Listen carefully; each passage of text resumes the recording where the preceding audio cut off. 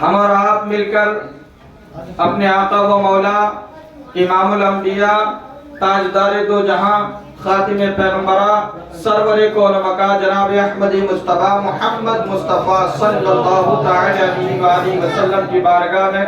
درود پاک پڑھیں اور میرے ساتھ مل کر پڑھیں الصلاة والسلام علیک یا رسول اللہ، الصلاة والسلام علیک یا حبیب اللہ، الصلاة والسلام علیک یا نبی اللہ، وعلی آلک واصحابک یا نور اللہ صلی اللہ تعالی علیہ وسلم۔ شاعر فرماتے ہیں ہے قول محمد قول خدا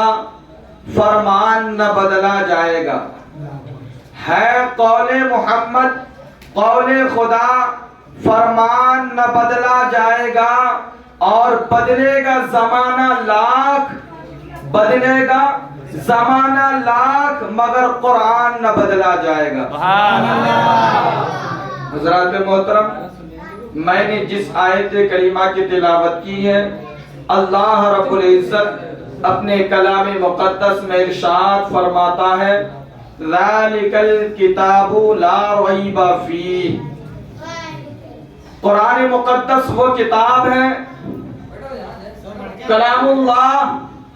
وہ کتاب ہے جس میں کسی قسم کی کوئی ڈاؤٹ، کوئی شک و شبہ کی گنجائش نہیں۔ حضرات محترم، یوں تو اللہ تبارک و تعالی نے بہت ساری کتابیں اپنے نبیوں پر نازل فرمائی۔ اللہ رب العزت نے نبی دو جہاں صلی اللہ تعالی علیہ وسلم کی تشریف آوری سے پہلے جتنے بھی انبیاء کرام کو اس دنیا میں بھیجے تو سبوں کو جو ہے شریعت اور کتاب کے ساتھ اس دنیا میں بھیجا۔ حضرات محترم، بہت سی کتابیں آئیں، چھوٹی کتاب کو کتاب صحیفے کہتے ہیں اور بڑی کتاب کو کتاب کہتے ہیں۔ ان بڑی کتابوں میں 4 کتابیں جو مشہور ہیں، آپ نے 12 سنا ہوگا کہ اللہ رب العزت کی 4 مقدس کتابیں، آسمانی کتابیں، وہ بہت مشہور ہیں، توریت، زبور، انجیل، اور چوتھا جو ہے قرآن مقدس، قرآن مجید ہے۔ اللہ تبارک و تعالی نے اپنے آخری اور پیارے رسول صلی اللہ تعالی علیہ وسلم پر قرآن مجید نازل فرمائی، اور قرآن کریم کو پہلے اللہ رب العزت نے لوح محفوظ پر اتارا، پھر وقتاً فوقتاً ضرورت کے مطابق جیسی ضرورت ہوتی رہی، اللہ رب العزت نے جبرائیل علیہ السلام کے ذریعے سے قرآن مجید کو اپنے پیارے رسول صلی اللہ تعالی علیہ وسلم کی خدمت میں حاضر فرمایا۔ حضرات محترم، قرآن مقدس وہ کتاب ہے جس کے بارے میں رسول کائنات صلی اللہ تعالی علیہ وسلم نے فرمایا کہ قرآن مقدس کو جب کوئی بندہ مومن مسلمان پڑھتا ہے تو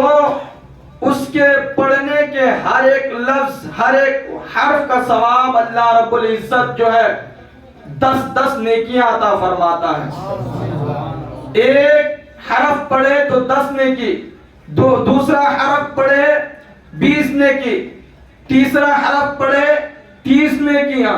یعنی اسی طرح وہ پڑھتا جائے گا، ان کے نامہ اعمال میں اللہ رب العزت نیکیاں عطا فرماتا رہے گا۔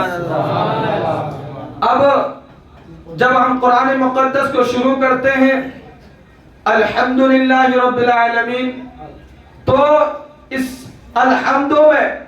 جتنے حرف ہیں، جتنے ورڈ ہیں، الف ایک حرف ہے، لام ایک حرف ہے، ہا ایک حرف ہے، میم ایک حرف ہے، دال ایک حرف ہے۔ اسی طرح الحمد کے تمام حرفوں کی بدولت اللہ رب العزت 10 نیکیاں عطا فرماتا ہے۔ اسی طرح پورے قرآن کو تلاوت کرنے میں، پورے قرآن کو پڑھنے میں، پورے قرآن کے اسٹڈی کرنے میں اللہ رب العزت بے حساب نیکیاں عطا فرماتا ہے۔ لیکن یہ کب ہوگا؟ جب ہم اور آپ قرآن کی اسٹڈی کریں گے، قرآن کا مطالعہ کریں گے، قرآن کی تلاوت کریں گے، قرآن کو پڑھیں گے، تب ہمارے نامہ اعمال میں یہ نیکیاں آئیں گی۔ اگر ہم نے نہیں پڑھا تو اس جو ہے عظیم نعمت، ان عظیم نیکیوں سے ہم محروم رہ جائیں گے۔ اور آج کا عالم یہ ہے، آج ہمارے معاشرے کا عالم یہ ہے کہ گھر میں قرآن کریم کی تلاوت تو بہت دور کی بات ہے۔ اگر میں نے بارہا کئی لوگوں کے یہاں دیکھا کہ لوگ جو ہے اپنے گھروں سے قرآن مجید کو لا کر مسجدوں اور مدرسوں میں دیا کرتے ہیں۔ جب ان سے سوال کیا جاتا ہے کہ بھائی آپ اپنے یہاں قرآن مجید کو کیوں نہیں رکھتے، یا پھر بہت ساری عورتیں قرآن لے کر آتی ہے اور کہتی ہیں حضرت یہ قرآن پاک کو جو ہے مدرسے میں رکھ لیجئے، مسجد میں رکھ لیجئے۔ ہم جب اس سے پوچھتے ہیں کہ آخر وجہ کیا ہے تو کہتے ہیں ہمارے گھر میں اس کی کوئی تلاوت کرنے والے نہیں ہے، کوئی پڑھنے والے نہیں۔ اللہ اکبر، یہاں تک کہتے ہیں کہ ہمارے گھر میں شرابی لوگ رہتے ہیں، جواری لوگ رہتے ہیں، طرح طرح کے بہانے بنا کر اپنے گھروں سے قرآن کو نکال کر مسجد یا مدرسے تک پہنچاتے ہیں۔ میں پوچھنا چاہتا ہوں کیا ہمارے گھروں میں اتنی سی اب جگہ نہیں رہی کہ ہم کلام اللہ کو، قرآن مقدس کو اپنی گھروں میں رکھیں اس نیت سے کہ اللہ رب العزت اس کی برکت سے ہمارے گھروں میں برکتیں عطا فرمائے؟ افسوس تو اس بات کی ہوتی ہے قرآن کو نکال کر مسجد یا مدرسے میں لے آتے ہیں لیکن شرابی جواری کو اپنے گھر سے نہیں نکالتے۔ حالانکہ ہونا تو یہ چاہیے تھا کہ ہمارے گھروں سے ہم شرابی کو ختم کریں، جو لوگ شراب کے عادی ہیں اس عادت کو دور کریں، بے نمازی ہے بے نمازی کی عادت کو دور کرائیں، اور اسی طرح بدعملی کی بیماری ہے تو ان بیماریوں کو دور کرائے، نہ کہ کلام مجید کو، قرآن پاک کو ہم جو ہے مسجد یا مدرسے تک پہنچا دیں۔ اللہ اکبر مسلمانوں، ہمیں اپنے گھروں میں قرآن رکھنا ضروری ہے، اس لیے کہ اگر ہمیں پڑھنا نہیں آتا، بہت سارے آج کا سب سے بڑا عالمیہ ہے، افسوس ہوتا ہے ہمارے مسلم معاشرے پر کہ جس کلام مجید کو رب تبارک و تعالیٰ نے اپنے آخری پیغمبر کو ہماری ہدایت کے لیے بھیجا، لوگوں کی انسانیت کی ہدایت کے لیے بھیجا، افسوس ہمیں اپنے دوستوں کے، اپنے فرینڈز کے، اپنے کلاس فیلو کے ایس ایم ایس کو پڑھنے کا ٹائم ہے، ہمارے پاس واٹس ایپ فیس بک چلانے کا ٹائم ہے، لیکن کلام اللہ قرآن مجید کو پڑھنے کا ٹائم نہیں۔ افسوس ہے کہ ہمارے معاشرے میں نوجوانوں کو قرآن پڑھنا نہیں آتا، قرآن سیکھنے کے لیے ان کے پاس ٹائم نہیں ہے۔ حضرات ہمیں افسوس ہوتا ہے، میں ہمارے معاشرے کو یہ میسج دینا چاہوں گا کہ آپ کو اگر قرآن نہیں بھی پڑھنا آتا ہے تو آپ پہلے وضو کریں، وضو کرنے کے بعد کلام اللہ قرآن مجید کو کھولیں، کھولنے کے بعد اس نیت سے رب تبارک و تعالیٰ کی بارگاہ میں لو لگائیں کہ مولا مجھے تو بد نصیبی کی وجہ سے پڑھنا نہیں آتا، میری کاہلی اور سستی کی وجہ سے مجھے پڑھنا نہیں آتا، لیکن مولا تو نے اس کلام مجید کو جو بھی لکھا وہ سارے حق و سچ ہے، تو نے اس کتاب میں جتنی ساری چیزیں لکھی وہ ساری چیزیں حق اور سچ ہے۔ ایسے ہی انگلی جو ہے پھراتے رہیں، آپ جو ہے کلام مجید کو دیکھتے رہیں، ایسے ہی آپ کے نامہ اعمال میں نیکیوں کا اضافہ ہوتا رہے گا۔ قرآن مقدس کی یہی تو خاصیت ہے کہ اور کتابوں کو آپ پڑھیں گے تو اس سے فائدہ حاصل کریں گے، لیکن کلام اللہ قرآن مجید کی یہ خاصیت ہے، یہ فضیلت ہے کہ قرآن کو جو سنتا ہے اس کو بھی ثواب ملتا ہے، جو پڑھتا ہے اس کو بھی ثواب ملتا ہے، جو دیکھتا ہے اسے بھی ثواب ملتا ہے، اور جو چھوتا ہے اسے بھی اللہ رب العزت نے کیا عطا فرماتا ہے۔ لیکن ہم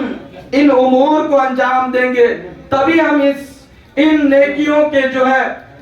लायक हो सकते हैं, हमारे नामाए आमाल में ये नेकी आ सकती है। हजरात मोहतरम, रब तबारक व तआला बड़ा मेहरबान है। हम गुनहगारों के लिए इतनी सारे ऑफर्स रखे कि मेरे बंदो आओ, इन कामों को करो, तुम्हें बेहिसाब नेकी अता फरमाऊंगा। लेकिन अफसोस होता है हम उन कामों को छोड़कर हम बदकारी की तरफ चले जाते हैं, नेक के रास्ते को छोड़ देते हैं। हजरात मोहतरम, आप इसी तरह जो है इज्तिमात में आते रहें। अल्लाह तबारक व तआला आपको इन इज्तिमात में आने की बरकत से कुरान भी सिखाएगा, कुरान पर अमल करने वाला बंदा भी बनाएगा। हज़रात मोहतरम, मैं अपने गुफ्तगू को इन्हीं चंद जुमलों के साथ खत्म करता हूँ। अल्लाह तबारक व तआला